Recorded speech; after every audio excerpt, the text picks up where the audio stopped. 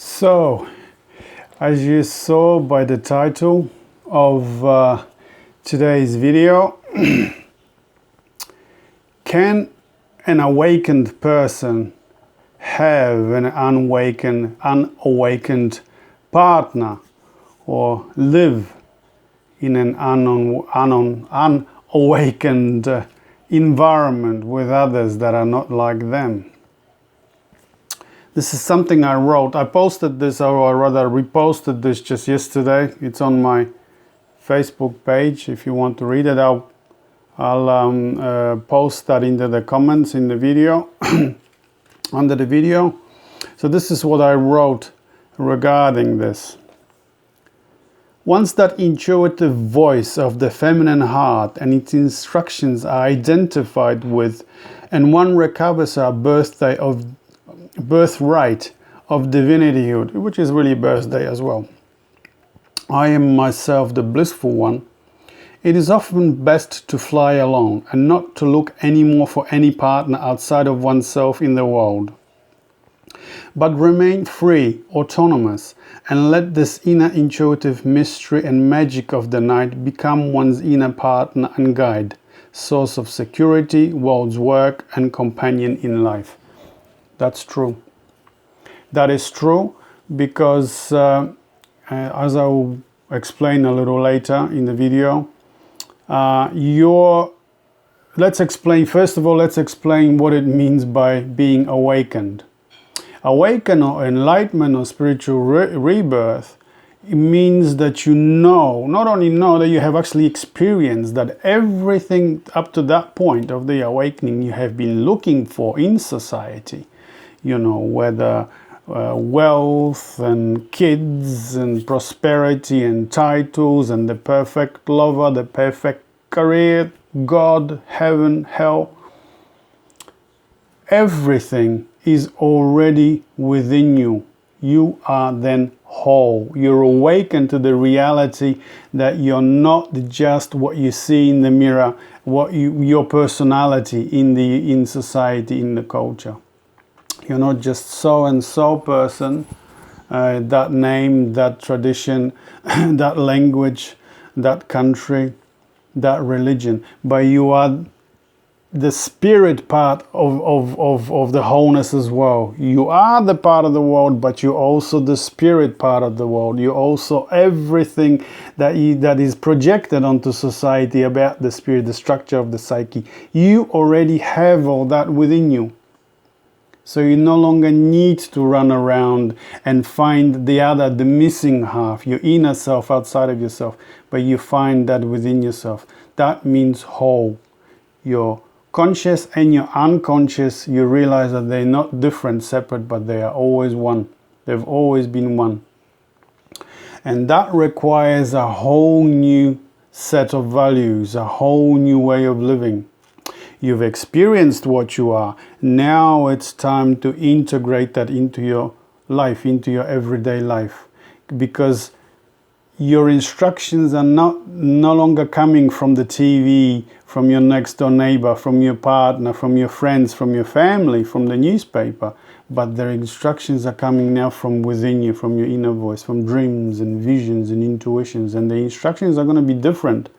They're going to be calling you to integrate this new reality into your everyday life. I'll go on a little, once I finish reading this, I'll tell you how to do it. So you don't get freaked out that you have to leave everything straight away, okay? But I'll just read the other half of what I've written before. Why? Because unless the other person has reached the same consciousness, identity with their own inward center of the soul, one can regress back into that which one works so hard to awake from and find oneself back inside the cultural bubble of TV values and its materialism. That's right. So health, wealth, production of children, and a little happiness. That cutthroat environment of fighting with others for local resources, of addiction to the security of the state. Yeah. Institutional divisions, projections, and unconsciousness of humanity, the approved sleep of the masses, the psychosis of the children of God. That's right. So you have the first is the awakening, the realization that you're whole. Whatever you were looking for outside of yourself is already within you, all of it. There's no need to run around and look for it anymore. You're whole. The conscious part, the society, the world, the universe, and the unconscious, the psyche, which is really the structure of unconscious society or projects the structure of the psyche unconsciously. So you don't need to run around looking for that anymore, for your own missing half, or reconstruct your psyche, projecting onto finding another partner outside of yourself and this and that and that. Okay, so so that's what it means to be whole.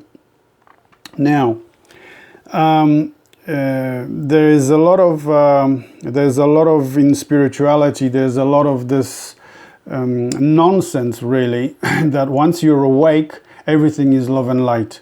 That you are blissful and that you live in the moment. Yes, there is all this, but being awakened, being enlightened, integrating that into everyday life is the hardest thing in your life. It will be the hardest challenge in your life. Why? Because it's calling for you to let go of many of the things that you're still involved in. You're awake and the rest of your family is not. If you don't allow yourself to live a full life of an awakened person, of getting the instructions from within, your family is not going to understand your actions, your decisions. They won't. Your friends, your partner, if they already not living on that level, they themselves are not getting the instructions from dreams and visions and intuitively, they realize that they're whole, they're not going to understand you.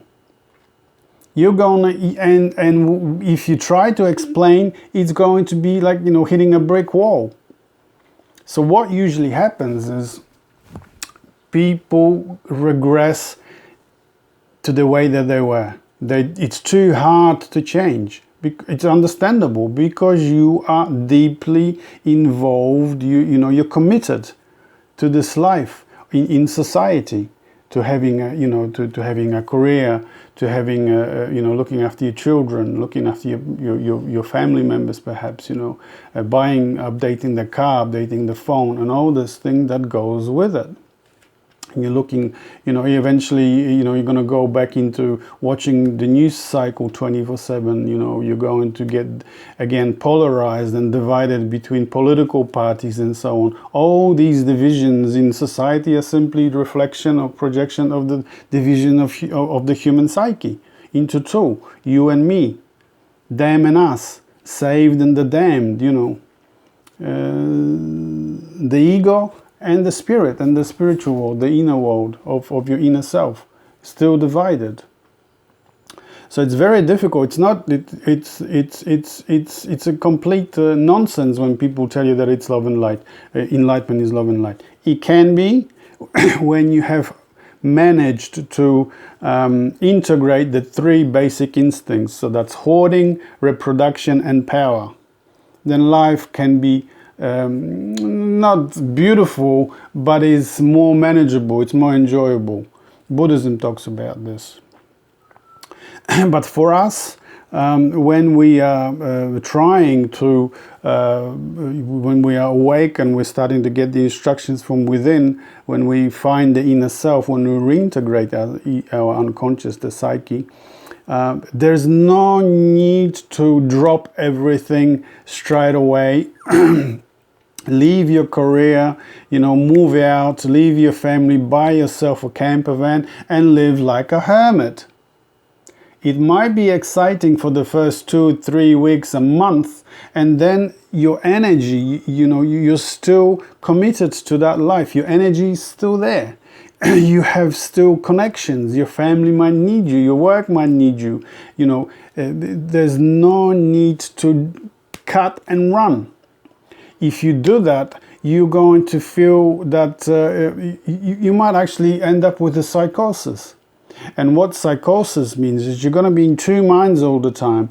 You know, your new life wants you to go this way, but your old life, there are still responsibilities for you to take care of.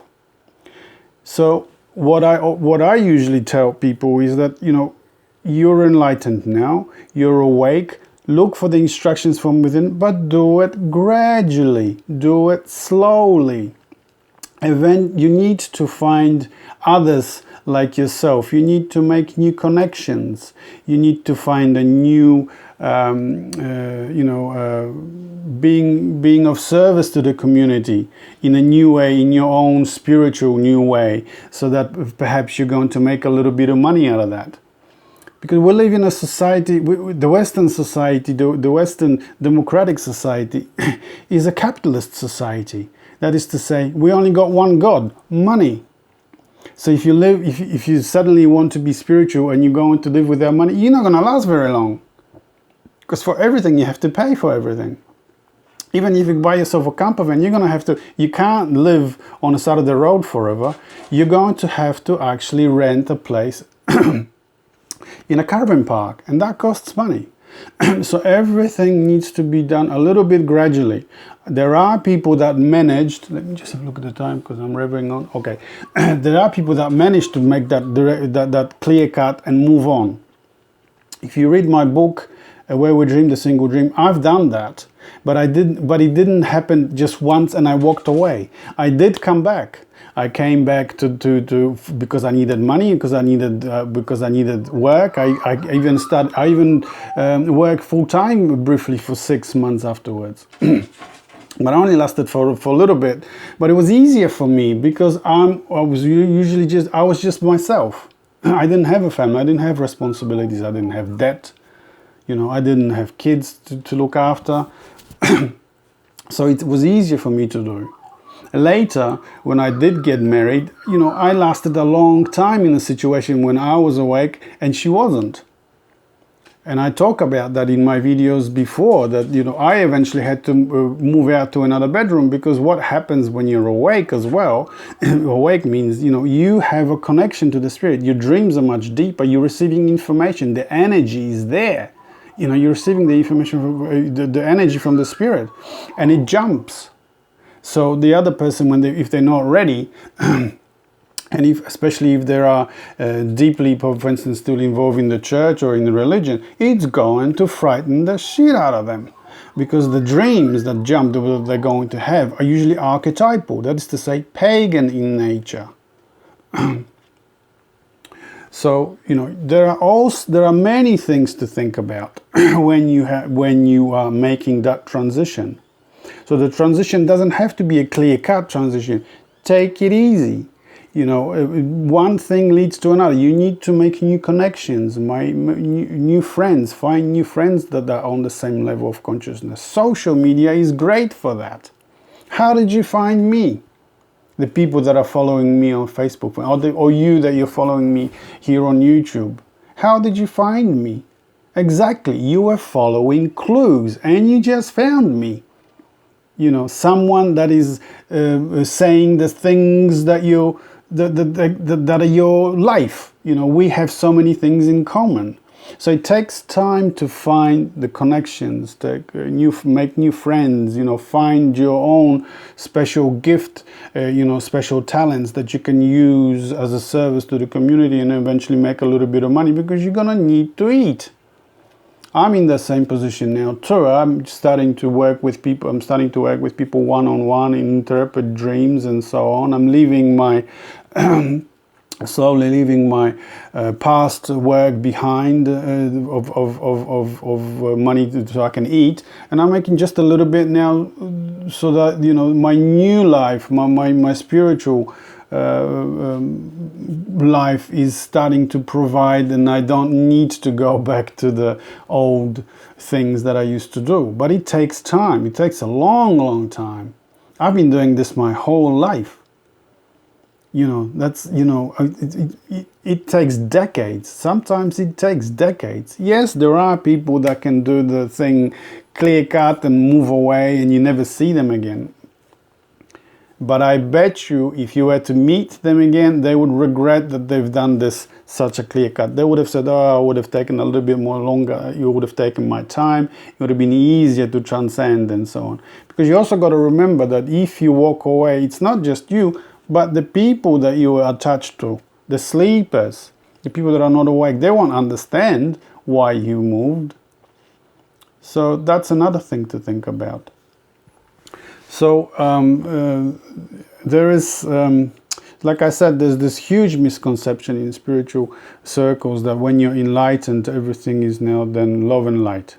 I call it love and light, which means everything is beautiful and you're wonderful. You're walking on, you're flying. Everything just turns out great. It does, more often than not, because you're listening now to your inner self. Your inner voice is working and you're paying attention. But the clear-cut thing, you've got to be careful with this, okay? You have to listen to the dreams, to your visions. And if you think, a lot of people get afraid that, if I leave my partner, if I leave my environment that I'm in now, I'm going to be alone for the rest of my life. It's not true. First of all, the companion, your true companion, your inner self will always be there, always. You will always have help. You will always have instructions. When you start paying attention to it, it's going to be there. But you've got to pay attention to it. Your dreams, your visions, your intuitions. And secondly, once you start to get to know people on your own level of consciousness, more will come. And eventually, when you want to have a romantic relationship, one will also come. It will come not from the level of your ego, of what society is trying to tell you should be with, who you should be with, but what the inner self, your spirit, your soul, knows that is actually better and working for you. It will say this person and such a person is the right person for you. So it's a completely different dimension of living. Yeah? What's the time? All right. Well, I've raved on for a little bit. I remember this saying of Timothy Leary, and he said, the caterpillar cannot understand the butterfly. And that's true. The people that are not awake will not understand you. They will not understand your actions. They will not understand your decisions. They won't understand because they don't have the same level. They don't have the access to what you have. You don't have the access to your own inner voice, to your own inner self and its instructions. They only get their instructions from outside, from what society tells them is the right thing to do. So there's the conflict right there. So you don't have to explain yourself. Explaining yourself is not going to help. You just slowly and methodically change your life, integrate your wholeness, your awakeness into everyday life. And more people will find you. More and more people, you will find more and more people. You will find your place in the community. The gifts the natural gifts that you have. Maybe it's writing, maybe it's healing others or working with hands, like Reiki or tarot reading. Whatever the natural gift that you have will come out will come out from you. Things that you perhaps did as a kid, you were really, really good working with hands.